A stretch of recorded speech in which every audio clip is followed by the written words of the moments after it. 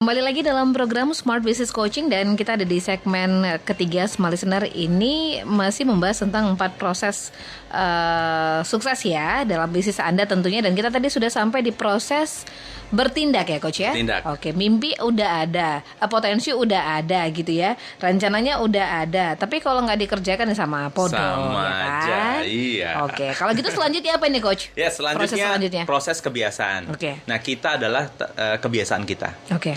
Jadi seperti yang sudah dijelaskan tadi ya, kalau sudah bertindak ya, jangan berhenti gitu. Oke. Lanjut terus ya. Ya, jangan berhenti karena gagal itu ketika kita berhenti. Justru pas berhenti gagalnya ya. Iya, kalau Betul.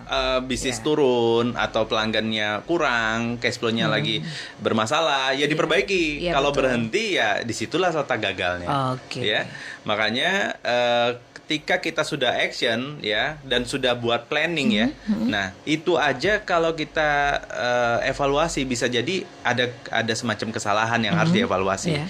Makanya di sini penting untuk merawat atau menjaga kebiasaan kita. Oke. Nah, ini tipsnya adalah bagaimana kita komitmen dan konsisten, Mbak Ica. Oke. Apa sih yang membuat kita komitmen? Ya, lihat lagi strong why-nya, lihat lagi dream-nya. Oke. Nah, kemudian bagaimana kita mampu untuk konsisten? Nah, apakah kita punya to-do list? Oke. Apakah kita punya planning gitu? Nah, ini kan membantu kita untuk konsisten. Iya.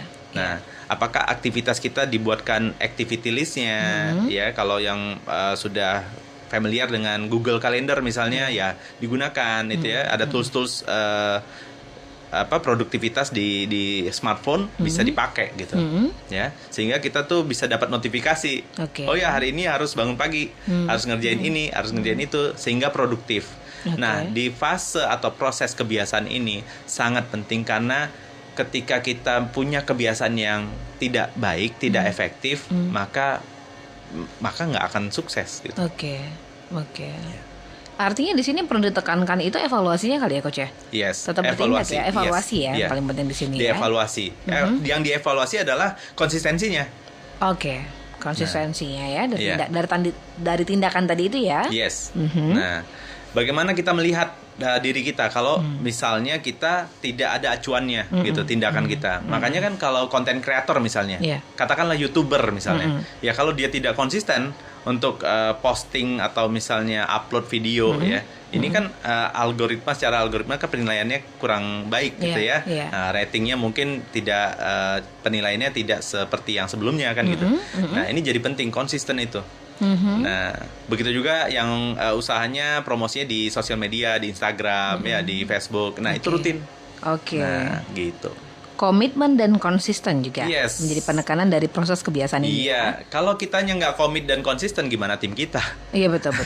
Gimana juga para pelanggan? Betul. Misalnya dalam berdagang pun, ya ini kan sangat mendasar ya. Berdagang, nah hari Senin buka, Selasa tutup, ya pelanggannya mau beli apa misalnya, mungkin sarapan, jualan gitu ya, jual sarapan. Ya, ketika Seninnya udah sarapannya enak, terus mau beli lagi jauh-jauh, tutup. Iya. Ya, kan Saya gitu. jadi males Coach, saya ada gitu ya. Ada gitu ya, tempat pengalaman sarapan. pribadi, iya padahal favorit. Iya, padahal enak gitu lumayan Nah, gitu. itu. Tapi pas pengen begitu lihat nggak jualan, berarti Nggak dia jualan. kita vonis ya udah berarti dia nggak jualan lagi dah gitu aja. Jadi nggak datang lagi. Bener. Iya kan? Nah, kan bahaya itu. Nah, Udah lari ingat, pelanggan satu. nah, ingat tuh para pedagang ya, para pebisnis, para entrepreneur harus konsisten. Konsisten ya. Oke. Gitu. Nah, kemudian proses selanjutnya, Mbak Ica, ya. proses evaluasi. Nah, Ya. ini terakhir ya. Ya, proses evaluasi ini untuk menentukan proses efektif, ya. Jadi sesuatu tahapan atau proses itu disebut efektif kalau kita mampu mengevaluasi. Oke. Ya. Jadi bagaimana kita mengevaluasi dengan efektif? Kita harus tentukan rule of game-nya kita. Ya.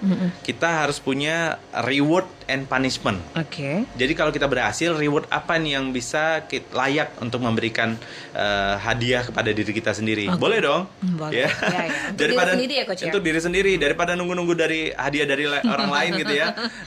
Ya nggak apa-apa, hadiah di diri sendiri. Iya, iya. Ya. Kapan Anda terakhir menghadiahi diri Anda?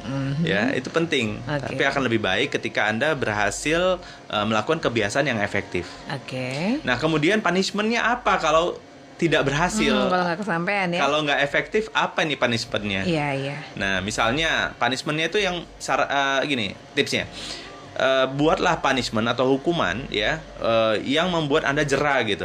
Jadi hukuman produktif yang membuat Anda jera.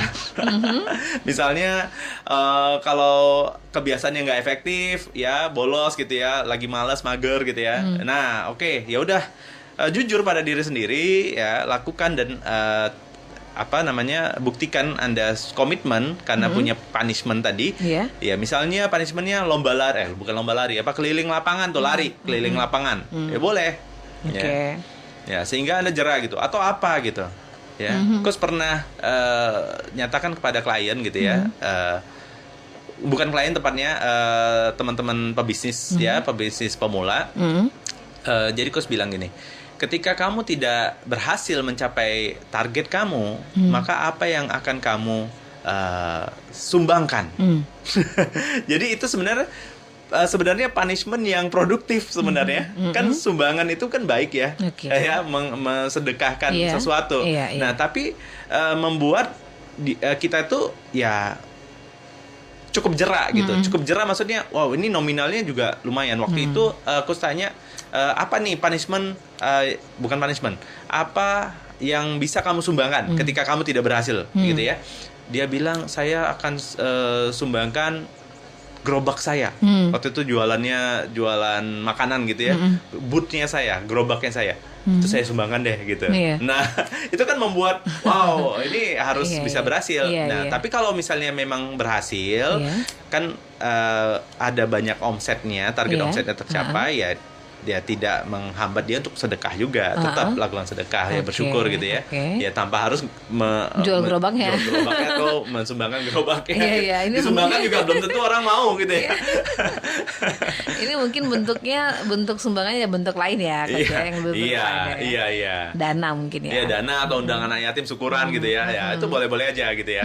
Tapi intinya tadi punishment-nya dibuat yang produktif gitu. Ya jangan menghukum diri sendiri ya, ngantuk-ngantukan ke tembok gitu, kepala tembok itu kan ya merugikan diri gitu. Ini proses efektif ini Coach, kira-kira efektifnya artinya ini evaluasi ya Coach ya, evaluasi menuju ke proses efektif. Berapa lama sih kita mulai dari punya goalnya itu sampai akhirnya kita bisa bikin punish sama reward itu tadi atau evaluasinya? Ya, kira-kira efektifnya berapa lama sih Coach? Maksudnya dari yang mulai proses berpikir tadi ya. Nah, mulai dari proses bertindak, ya kan? Nah, jadi bertindak lalu lihat kebiasaannya seperti apa. Nah, ketika kita buat planning kan kita tahu sendiri tuh. Oh, banyak yang kita tidak lakukan nih. Yang ini. Hasilnya akhirnya tidak efektif kan gitu ya. Nah, ya udah hukum diri sendiri aja. Gitu. Ya. Nah, ini juga bisa dilakukan sama tim ya. Misalnya ini contoh nih ya. Contoh, aku pernah share kepada teman-teman pebisnis ya, kalau ada tim yang misalnya telat misalnya ya, nggak konsisten disiplin waktu. Nah, telat, akhirnya dia kena hukuman ya, hukuman yang mendidik gitu ya, produktif gitu ya. Apa? Nyuci motor. Teman-temannya, jadi kan malu gitu. Kira motornya sendiri, motor semua teman-teman. Iya, di kantor. Rasakan. Efek jerah banget tuh ya. Efek jerah, iya itu kuncinya Mbak. Nah, bagaimana bisa mendapatkan efek jerah tadi, gitu. Itu sepertinya punish yang lumayan itu ya. Lumayan berkesan ya. Yang berkesan ya. Akhirnya dia tidak lakukan lagi gitu ya. Kalau misalnya kita itu kan ngomongin tentang dari proses bertindak, ada nggak waktu yang ideal Coach? Misalnya 3 bulan kita perlu evaluasi, atau mingguan boleh, atau punishnya itu setiap berapa lama sekali sih kita punish rewardnya itu?